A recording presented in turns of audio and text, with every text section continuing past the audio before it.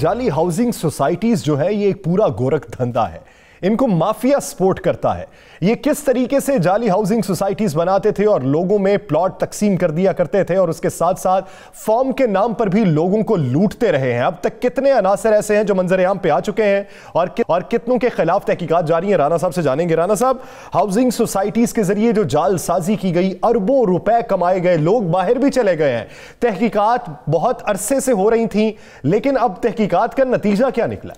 देखिए, जो तहकीकात का नतीजा निकला है कि एक बहुत खौफनाक लिस्ट तैयार हुई है। बाकायदा उसमें 80% हाउसिंग सोसाइटियों में बता रहा हूँ, 80% हाउसिंग सोसाइटीज़ के मुताबिक लिखा गया है कि इन 80% हाउसिंग सोसाइटी जो हैं इसमें किस तरह जालसाजी हुई। 1 लाख, 2 लाख, 3 लाख नहीं, बल्कि लिखा गया है कि 51 लाख लोगों को लूटा गया, उनसे पैसे लिए गए, उनको प्लॉट नहीं दिए गए। फिर लिखा जहां जरी रकबा था, ग्रीन लैंड जिसे कहते हैं, उस पर सोसाइटियां किस तरह बनी, किस तरह एलडीए, किस तरह दीगर अदारों के जो लोग थे वो इनके साथ मिले हुए थे। एक तरफ इनको नोटिस जारी करते थे, दूसरी तरफ इनको हदायत करते थे आप काम करते जाएं, हम नोटिस जारी करेंगे, हम अखबार में इश्तिहार देंगे, हम चला देंगे कि जनाब ये हाउसिंग सोसाइटियां एलडीए से या किसी और से मंजूर नहीं, बिल्कुल कागजी कार्रवाई। फिर उसके बाद होता क्या, रिपोर्ट में यह बड़ा इंकशाफ आता है कि जी एक बाकायदा ये जो जाली हाउसिंग सोसाइटीज वाले हैं ये बाकायदा एक अपनी एक यूनियन बना लेते हैं।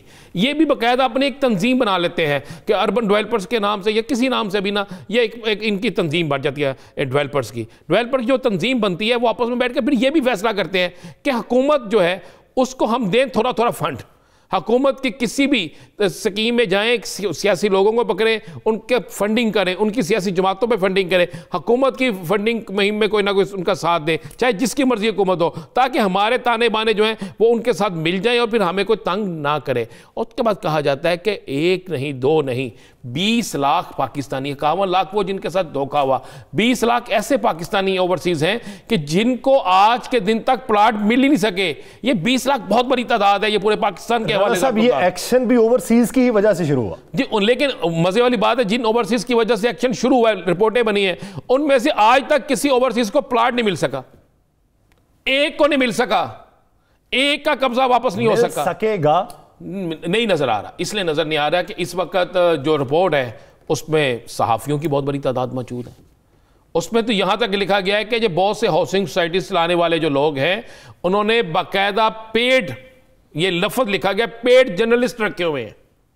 उन्होंने लिखा है कि जहां जितने पैसे वो सरकारी मुलाजमीन को देते हैं उतने सहाफियों को भी देते हैं। उसमें लिखा हुआ है कि पटवारी उनकी मर्जी से लगते हैं, कानूनगो उनकी मर्जी से लगते हैं, एसएचओ उनकी मर्जी से लगते हैं, जरी रकबा उनके कब्जे में है, हुकूमत नहीं छुड़ा सकी। ये तो रिपोर्ट है, एक्शन क्या है? कोई एक्शन नहीं होगा। मैं आपको फिर कह रहा हूं, एक्शन नहीं होगा। हाँ, अब ये जरूर है कि लाहौर हाई कोर्ट से एक बड़ा सख्त हुक्मनामा जारी हुआ है। अगर उस हुक्मनामे के मुताबिक काम हुआ तो फिर बहुत से नाम, बड़े बड़े मारूफ लोग जो हैं वो शिकंजे में आएंगे।